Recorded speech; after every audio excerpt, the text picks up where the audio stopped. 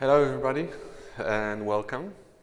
I hope you enjoyed the first half of the first day of Open World and Oracle Code. Welcome to my session. My name is Liron. I'll introduce myself in a second. This is my contact info. I have a blog, a WordPress blog, my Twitter handle. Some of you are already in my Twitter feed when I took a picture before the session. And my email, if you want to contact me or follow me or whatever, you are very welcome to do so. I have the contact information at the last slide as well, so you'll have time to copy, take picture or anything. The presentation should be online on the Oracle Code catalog. I hope it is. If it's not, you can contact me and I'll send it to you. Have no problem. That's not what I wanted. Okay. So, a little bit about me. My name is Liron Amitzi, as I said. Originally, I'm from Israel. This is why I have this name and the accent. But I live in Vancouver in Canada right now, so it's really a short hop from Vancouver to here. I moved to Vancouver about 3 years ago. I'm the president of BCOUG there, the British Columbia Oracle User Group. Besides that, I've been an Oracle DBA since '98, so 20 years now, and a consultant for about 16 it says? Yeah, about 16 years now. And I'm also an Oracle ACE. So the Oracle ACE, if you're not familiar with the program, it's a program run by Oracle Corporation itself, and it's awarding people that contribute to the community. Writing blogs, writing books, part of the Oracle user group, and stuff like that. Writing articles, presenting at conferences, stuff like that. So I'm an Oracle ACE. There are 3 levels. If you want any more information about the program, you can go to this link right here and see some more info. So let's start. My session is called Real SQL Tuning from 4 minutes to 8 seconds in an hour. We'll do that in about 45 minutes. That's the time we have, and that should be fine. But before that, this session is based on a true story, and the columns and tables they were have been changed to protect the instant. So they're really, it's not to protect the instant, obviously, but I don't actually remember the names of the columns and tables, but it doesn't really matter. The concept is based on true story, okay? So, what are we talking about? So this happened about, give or take, 10 years ago. And it was an application with a dashboard query that took about 4 minutes, which is really bad for a GUI to present some output. And as the session title said, that at the end it took about 8 seconds. And I want to go through the process with you here and explain what to do, what we did, sorry, and how the different people and different processes were involved, okay? How many of you are developers? Okay, how many of you are DBAs? Okay, how many of you, the DBAs, like the developers they work with? How many of you developers like the DBAs they work with? Not so many hands, okay. So we'll talk about the relationship as well today between the DBA and the developer. I'm a DBA. I've never been a developer. I have been in computer science. I know what development is, but I've never worked as a developer in a position as a developer, okay? I was always, or I have been always a DBA. So from my side, I'll explain to you why I needed the developer in this process and why he needed me or she needed me to work together in order to solve this. Otherwise, we couldn't have. So a question to you.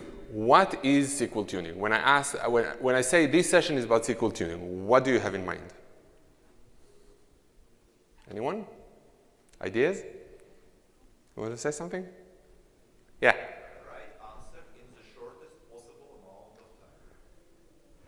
Okay, that's not what I meant. What does the SQL tuning include?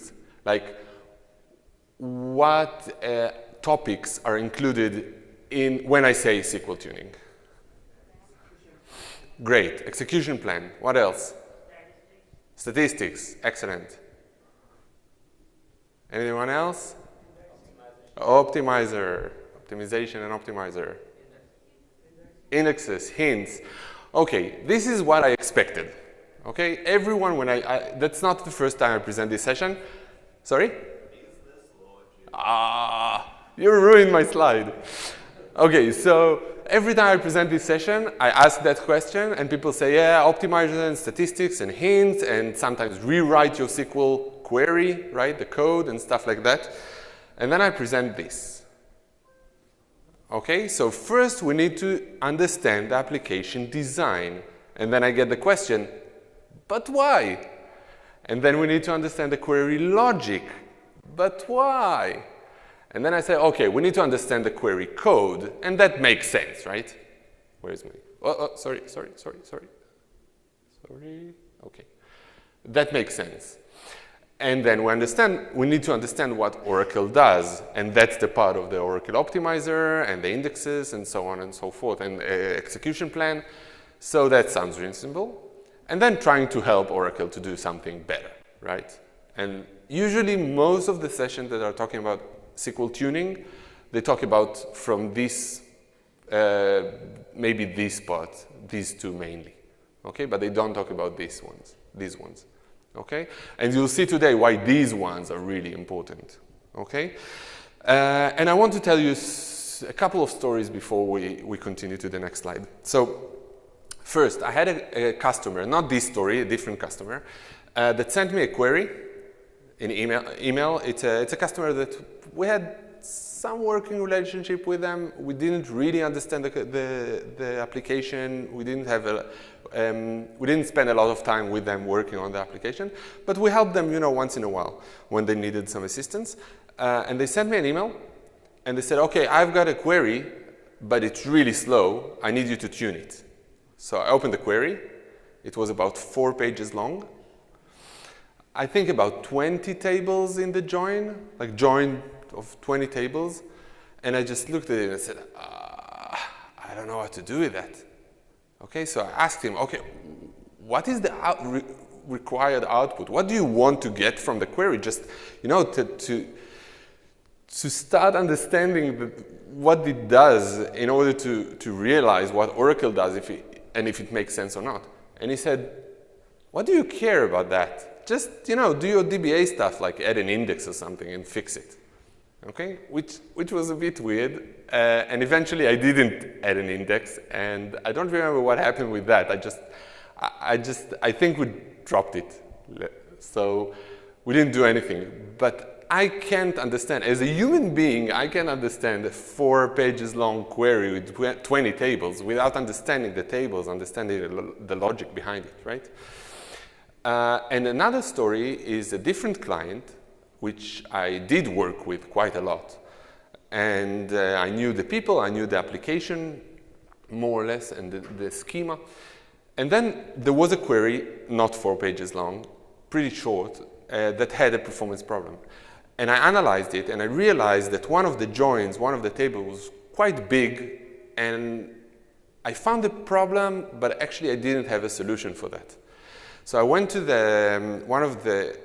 then I think he was a director, but he was the one, he's a really smart guy, and he was the one that wrote most of the application back in the time. So I contacted him and I said, look, I need your help to realize something here. And I called him and we said about, I don't know, half an hour, maybe an hour on this query. And I told him, this is exactly the problem. Okay, this table with this data and this join because of that and this and that. And he looked at that and he said, you know what? I might have the information we need in a different table, much smaller, okay? But it's enough for this query. And maybe we can join this instead of the original table. And I said, yeah, that would work. And this actually solved the problem. But me as a DBA, I couldn't have done that by myself. I didn't know the table, the other table, okay? And I didn't know that the other table is sufficient for this query, right? So when I come to a client with a performance problem, I'm not a magician. I can't just add an index and solve all the problems. Sometimes I do, but not always, okay? So we need a good relationship between the DBA that knows the database the best and the developer that knows the application the best, okay? So let's go to our scenario. So the structure, the design of this part of the application was really simple, so it's really easy to explain it. We had one table called alert current, and it was like a monitoring system or alert system. So we had all kinds of endpoints or agents, if you like, that were sending data into the alert table, okay? Now they decided, that's before I got there, that the alert current should be as small as possible to perform best. So they decided to keep 100 alerts per endpoint in this table, okay? And after that, stuff started going to the alert history, okay? So let's say endpoint 3 sent alerts to the table, and then the application realizes that there are more than 100 alerts for endpoint 3, and the oldest alerts of endpoint 3 went to the alert history table. Okay? So per endpoint, we had 100 alerts in the current, and all the rest were in history. Okay, so that was the basic design.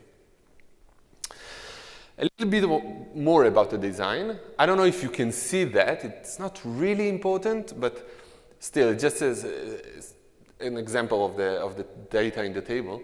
So alerts were coming really quickly, and this column was date, okay? So there were duplicates, the same date for the same endpoint, okay? Alerts with the same date for the same endpoint. And they said, okay, that's not good enough. We need to have the right order. We need to maintain the order of the alerts, even if they came in the same second. So we want to add another column called sequence, okay? And that's just a number, right? So it will maintain the order. The primary key on this table was these 3 columns, so sequence, then date, and then endpoint, okay? And they told me that I can change almost anything except this one, okay? They couldn't change the way that the alerts went to the alert current and then to the history, okay? So I couldn't touch that even though I wanted to, but I could change almost everything else. Now the first thing I wanted to ask them was about partitions, okay? But that was standard edition, no partitions, so that's irrelevant, okay? Next. Oops. Okay, so where the problem is? Where is the problem? The problem was when the application, that's the next slide. So the query logic, we understood the design, now the query logic, okay? So they said, okay, we have the application and we have 2 tables, right? The current and the history. We need 300 rows to present on the dashboard. Okay, according to all kind of predicates that the user might add, but we need them to be ordered. That's why we have the sequence, and we need 300 rows. So what they did was the application queried the alert current and got rows. If it got 300 rows, that was great. They showed the 300 rows, and that's it, and that worked fine. If they didn't get 300 rows, they had to complement the number of rows, the result set, right, with more rows from the alert history. So they went to alert history in these cases and got some more rows back until they got to 300, and then they presented it to the client. Where the problem was? Here.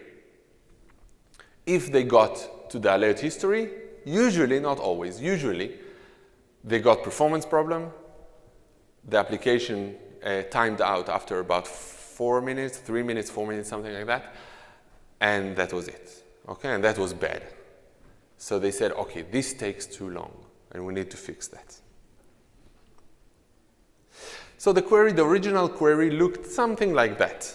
This is obviously simplified, but something like that. So select star from table. Table here can be either the current or the history, where any filter that the user might want, order by sequence descending, because we want to maintain the order, and then in the outer query, we cut 300 rows. Okay? Makes sense, right? Okay. So let's talk a little bit about the sequence column. That was the first thing I looked at. It was created to maintain order, okay?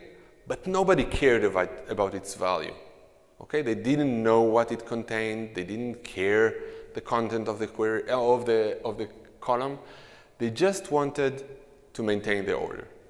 Now today, I would have probably used time step instead of time, and then it would be one column with time and precise enough probably to maintain the order. I have to admit that I don't remember. If I remember correctly, it was Oracle 9, which had timestamp. I have to admit that I don't remember why we didn't do that. Okay, but I remember that we stayed with the date and the sequence. Okay, so as I said, the query often had predicates, usually on the date. That was a very common scenario. And the order by, as we said, was by the sequence. Okay, the primary key, as we said, was sequence, date, and endpoint. And we had a regular index on date.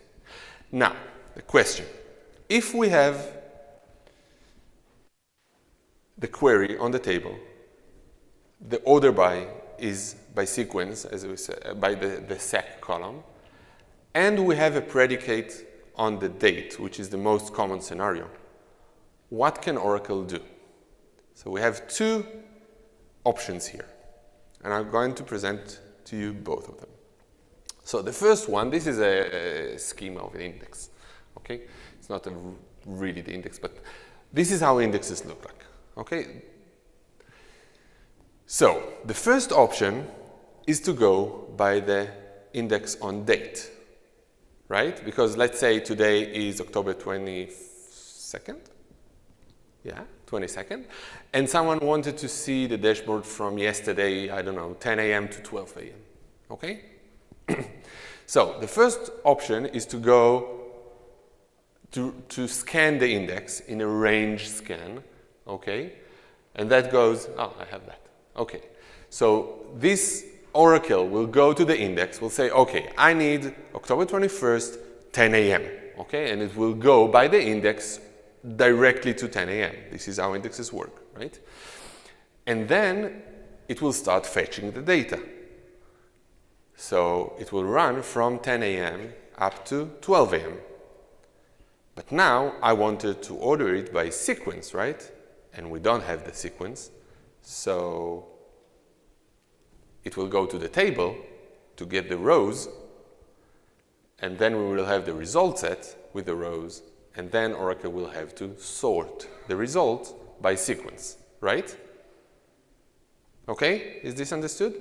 If you have any questions, raise your hand, I'll try to answer. Okay, so this is what Oracle does in case it uses the date index. Okay, again.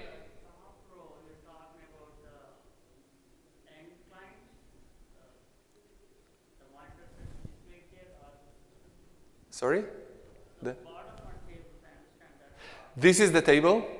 This is the result set.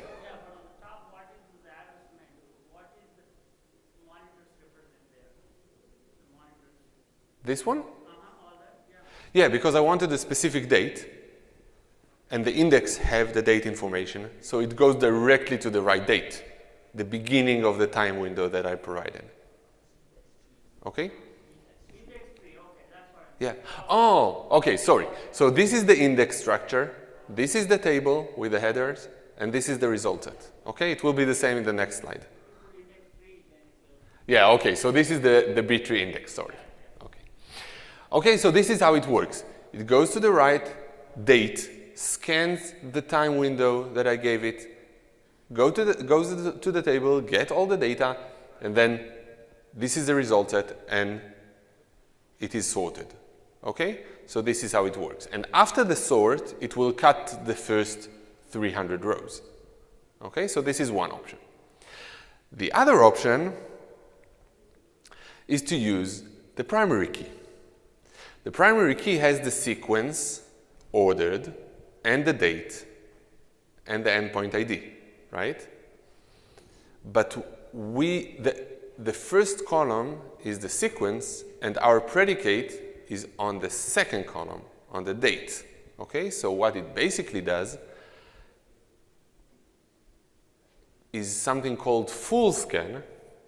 Okay, and I started from the right side and going left because it was sort by descending. So I started the maximum, and then I start scanning the entire tree. This is dashed because it's optional. You'll see that in a second. Okay, so I start scanning the index from the top to the bottom, from the higher number to the lowest number of sequence. But then I need to check where the dates are. Okay, I need to filter by dates. So for example, if I wanted to query data from yesterday, 10 a.m. to 12 a.m., it wouldn't be here. It would be probably somewhere here, right? So I'm starting to scan, and then Oracle checks the date is in the index. So Oracle checks the date here, and it said, oh, that's not good, that's not good, that's not good, that's not good. And then it gets to the better, to the right time frame, okay? But it might be that it's somewhere here, and scanning the entire index from this side all the way to here to get to my time window, to get to the right date, is a lot of work, okay? But once it does that, it can get the 300 rows, okay? Because it knows, okay, the dates are matched, and I have the sequence ordered already, so it counts like 300 rows, and then it goes to the table, get the result set, no need to sort, because the index is sorted, and I just get it according to the order of the index. Okay? So these are the two options that we've got. Any questions about that for now? No? Cool. So in our case specifically, Oracle, I checked the execution plan, and Oracle chose to go with the second approach, okay? Scanning the primary key and avoid the order by from the first option, okay? But that was taking too long. And again, I'm going back one. Again, in the history, sometimes, first of all, the index and the table were huge, much larger than the current one, okay? And then if the data that I was looking for were down the index, somewhere here, it would take a long time to retrieve these results, okay, these rows. And that's why it took so long. So, the first thing that we did was changing the primary key. I told them, okay, so you order by sequence, and the predicate is on date, okay, but the primary key, and you don't care about sequence. It's important only for the order by, right? So why not change the primary key and have the date first and the sequence second? Okay? Should be the same. Also, the order by of the sequence, it's, how do I say that? Okay, so the order by of the, if I sort the dates and the sequence, basically the sort would be the same, right? If I sort the sequence, it will force the sort of the dates, okay? But Oracle doesn't know that. So I know that if the sequence is, I have two rows, okay, X and Y, and I know the sequence in X is larger than the sequence in Y, I know that X is the same time or later than Y, right? Because the dates and the sequence, in this case, are the same order, okay? But Oracle doesn't know that. But for me, from the application point of view, if I order by only sequence or by date and sequence, the order will be exactly the same, right? It's equivalent from our perspective. So I told them, okay, let's try to change the primary key. That way, we'll have the date first, the sequence second. All we need to do is add to the order by clause. We have to add date first. And then we'll have the predicate on date and the order by first date and then sequence. So Oracle will be able to use the index for both filter the data by date and sort it by date and sequence, okay? I wouldn't have to either, I'm going back, either scan a lot of the index, or, I'm going back again, or sort it afterwards, okay? Next. So that worked, and it was a little bit better, and we added the order by here, and everything was looking fine. But then I realized something. I said, just a second, there is a problem here. If we have 100 rows per endpoint in the alert current table, and all the others are in history, what happens in the next scenario? Okay, we have, let's say, 10 endpoints, okay? And then yesterday at 8 a.m., 9 of them stopped sending any alerts, okay? And then only one endpoint continues sending alerts all the time.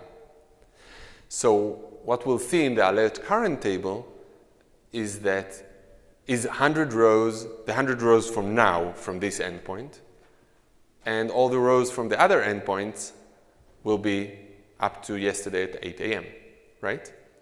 So if I query, let's say without predicate, without date predicate, I said, okay, just give me the last 300 rows. The application goes to the alert current and look for 300 rows, but it will get 300 rows, 100 from this alert from now, and then 200 from yesterday up to 8 a.m., right? But this is not the right output. The right output will get the 300 latest ones from this alert, from this endpoint, from today. Okay? Did you follow that? Did you understand the bug? So the fact that they kept data in the alert current by number of alerts per endpoint and not by date caused a bug in this case. Okay? So this is obviously an I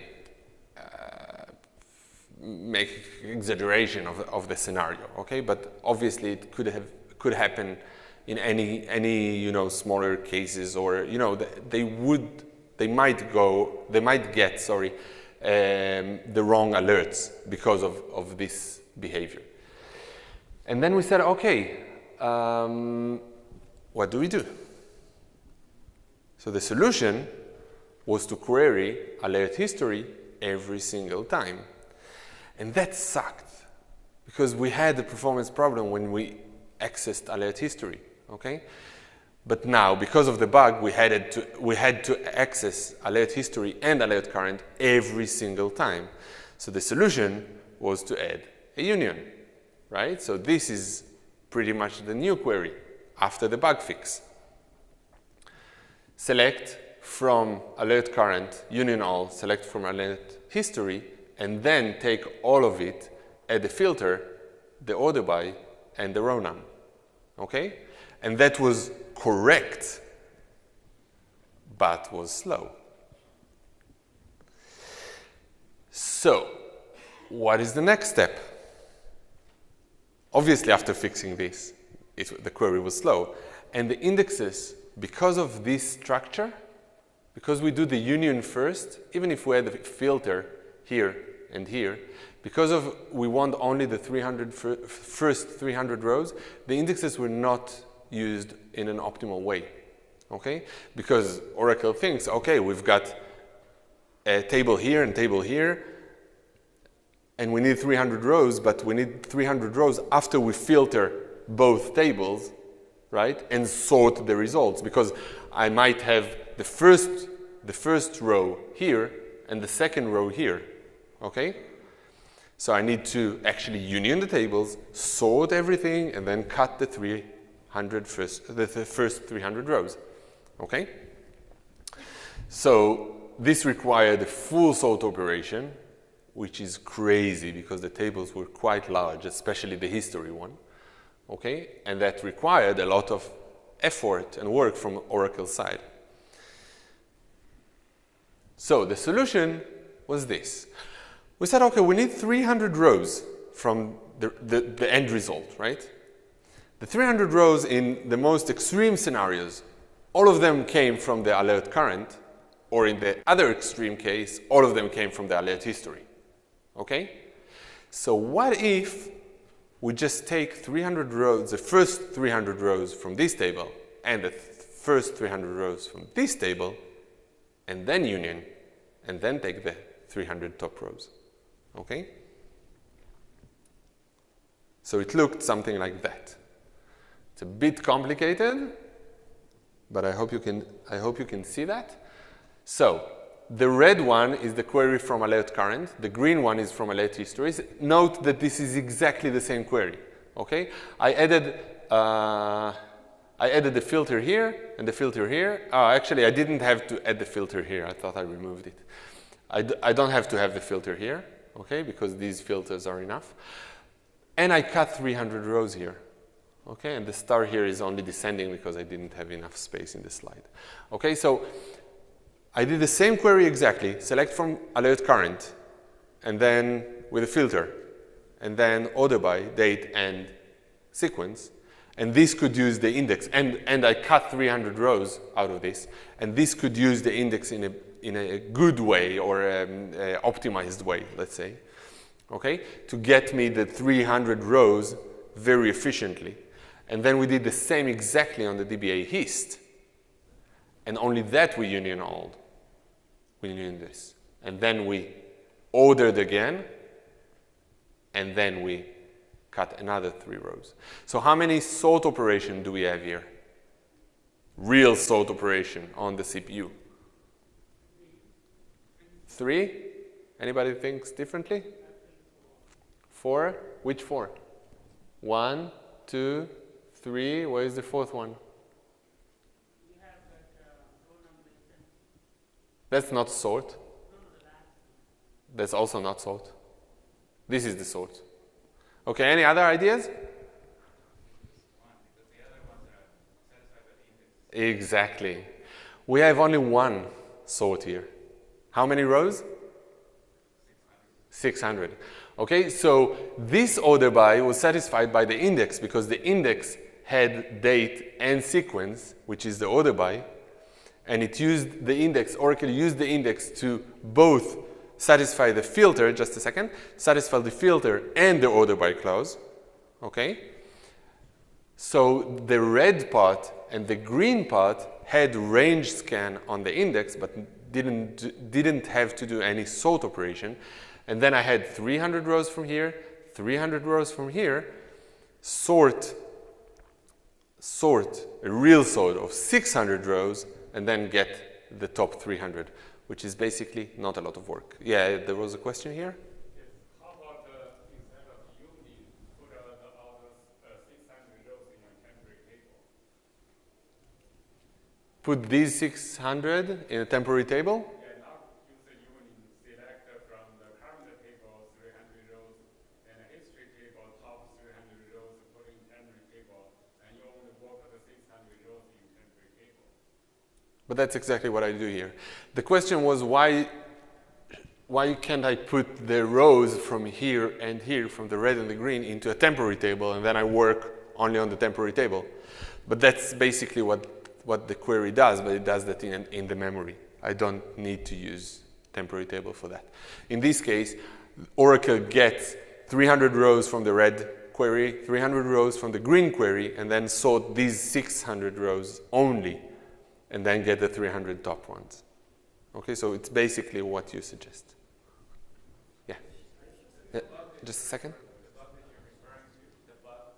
The bug, yeah. Is that related to your reordering primary key, or is the bug always there all along? It was always there. Yeah. Okay, the question was, is the bug that I was referring to, was there all along, or did it come up only when we changed the primary key? So it was there all along. We just realized that after the primary key. Okay, but it was there. During the process, we realized that there is a bug there. Yeah, you had a question.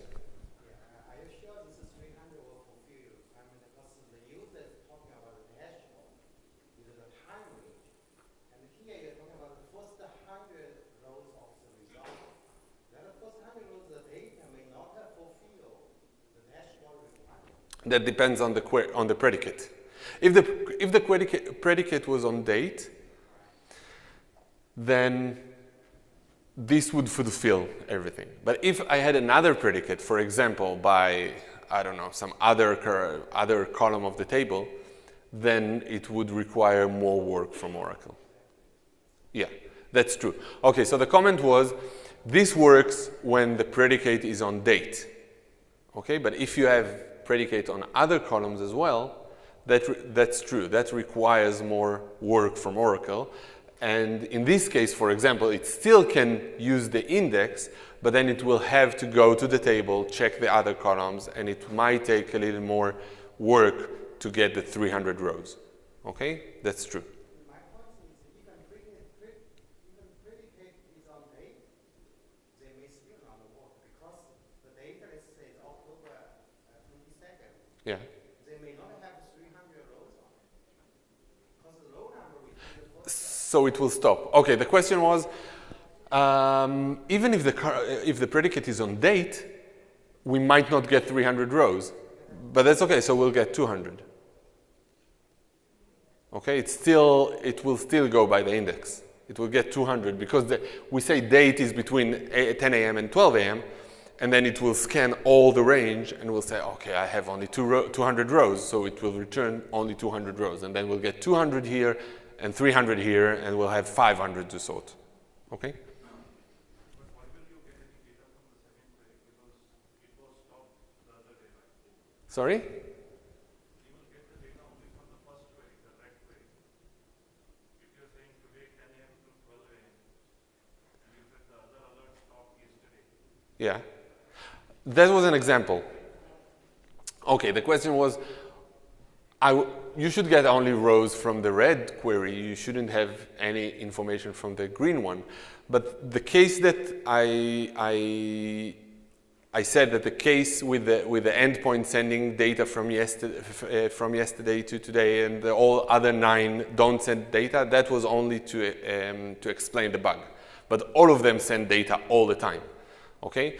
And because we save only 100 rows per endpoint, in this time frame, let's say yesterday between 10 a.m. and 12 a.m., I might have more than 100 alerts per endpoint. Okay, so I should go to both tables and I should get rows from both tables.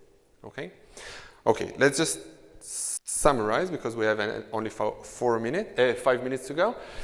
Okay, so the result was query that started in 4 minutes. At the end, it took about 8 seconds, depends on the specific scenario, but that was pretty much the number. The range scan on both tables was done in an efficient way, and there was only a single sort operation on 600 rows, which is basically nothing to do. Okay, it takes really not a lot of work to do.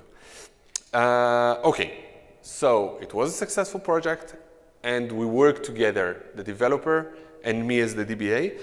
And without the cooperation, sometimes we just can't do our work. We can't improve queries. We can't do tuning without understanding the logic and understanding the query and the schema and the objects and everything.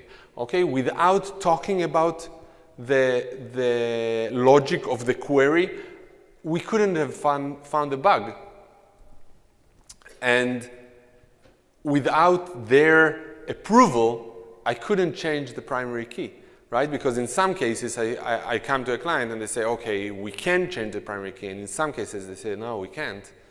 Okay, so I need to work with the limitations that the client provides. Okay, but in this case, we could change the primary key. And we could understand the logic of the query because they explained it to me. And then we could find the bug.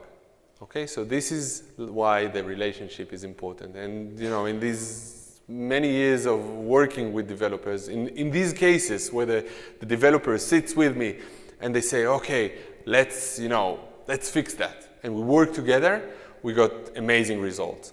Sometimes the developer says, I don't want to work with you, I don't want to give you information. And then sometimes we just can't. Okay, so I hope you'll work together, DBAs and developers, and get good results.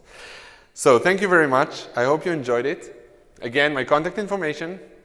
If you have any questions, I'll be here for just a few minutes, but then I have to run because I'm late for a reception. But again, you can contact me, email, Twitter, or I have a contact me page on the website. Feel free to contact. Thank you very much.